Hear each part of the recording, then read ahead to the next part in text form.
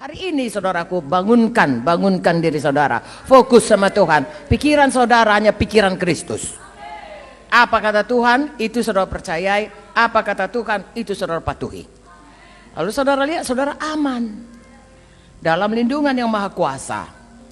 Akan berkata kepada Tuhan, Allahku adalah Tuhanku yang kupercayai. Amin. Haleluya. Tuhan itu melindungi dia dalam kepak sayapnya. Ya, berseru kepada aku akan melepaskannya. Panjang umur kuberikan kepadanya. Itulah yang jadi kalau fokus kepada Tuhan. Tapi kalau teralihkan saudaraku, maka kita akan mulai dengan kekuatan kita akan mulai dengan pikiran kita, dan tidak imbang dengan setan.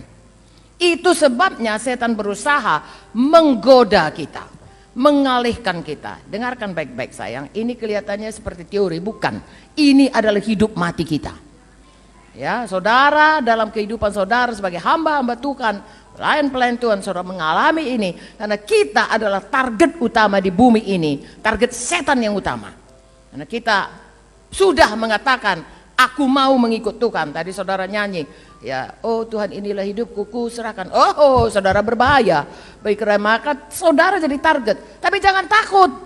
Karena Tuhan Yesus sudah berkata, sudah genap segala kuasa ada padaku, dan aku menyertaimu sampai kepada kesudahannya. Makanya yang perlu saudara fokus. Kalau dia bicara, nah lihat, kenapa Saul, saudaraku, bisa tergoda untuk dia mau melawan apa yang dikatakan firman. Karena masih ada hal-hal lama yang tidak diselesaikannya. Apakah itu? Oh, tentunya saudaraku tidak patuh. Makanya firman Tuhan berkata, saudaraku, tidak patuh, bandel itu sama dengan penyembahan. Jadi pada waktu kita diuji, luluslah saudara. Haleluya. Makanya disiplin, ya, biasakan disiplin, selalu patuh. Perkara kecil saudara setia, perkara besar gampang saudaraku. Haleluya. Ya. Nah, saudara juga, apapun ujian saudara, ya, Tuhan tidak akan memberikan saudara diuji lebih dari kemampuan. Ya, kalau Tuhan berkata patuhin, patuh saudaraku. Tahap dimanapun kita itu mesti patuh sama Tuhan. Ya, saudara nggak bisa pada waktu zaman Joshua bilang bikin air, enggak. Joshua nggak mau, dia lain panggilannya. Ya, jadi kita pun saudaraku, sampai dimanapun kita ditaruh Tuhan, kalau disuruh Tuhan kita itu pandang kepadanya, pandang kepadanya. Jangan bikin jalan sendiri, nanti nggak lulus kita. Ya, mari semua lulus. Pegang firman Tuhan 1 Korintus 10:13, tidak lebih dari kemampuan. Dan kalau kita miss saudaraku, angkat mata lagi, pandang lagi kepada Tuhan. Haleluya. Saya menyatakanlah pada hari ini kepada saudara, sesudah sekian lama mengikut Tuhan, tidak ada yang lebih indah selain daripada patuh saja. Haleluya. Ya. Jadi fokus. Adakah saudara diberkati? Ya. Jadi Tuhan mau supaya saya dan saudara, kita semuanya saudaraku, apapun godaan kepada saudara, apapun ya distraksi yang diberikan musuh kepada saudara, ingat bahwasanya kita disuruh Tuhan untuk membangun satu tubuh Kristus yang makin lama makin menjadi dewasa, dan satu dengan lain terikat erat, oleh pelayanannya masing-masing. Ya, oke, kita baca Efesus 4. Supaya kita tahu dasarnya ya. Efesus 4. Dapat saudaraku? Ya, oke. Coba kita baca dulu ayat 1. Sebab itu aku menasihatkan kamu, aku orang yang dipenjarakan karena Tuhan, supaya hidupmu sebagai orang-orang yang telah dipanggil berpadanan dengan panggilan itu. Berpadanan dengan panggilan. Saudara anak raja segala raja, dan saudara hamba Tuhan, ya, harus berpadanan dengan panggilan itu. Ada panggilan Tuhan, harus dijalankan dengan fokus kepada Tuhan.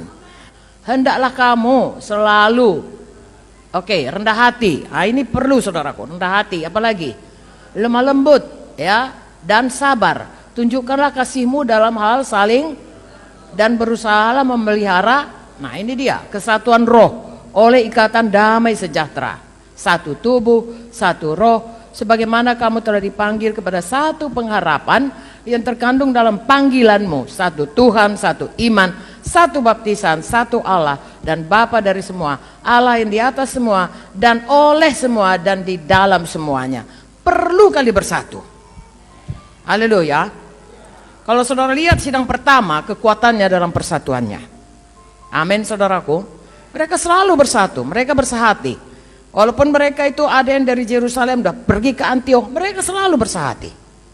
Ya, saudara mau tunduk, mau patuh pada Tuhan, Roh Kudus yang menyanggupkannya. Makanya pada perjanjian baru ini semua kita bisa bersahati. Karena semua kita ada Roh Kudus.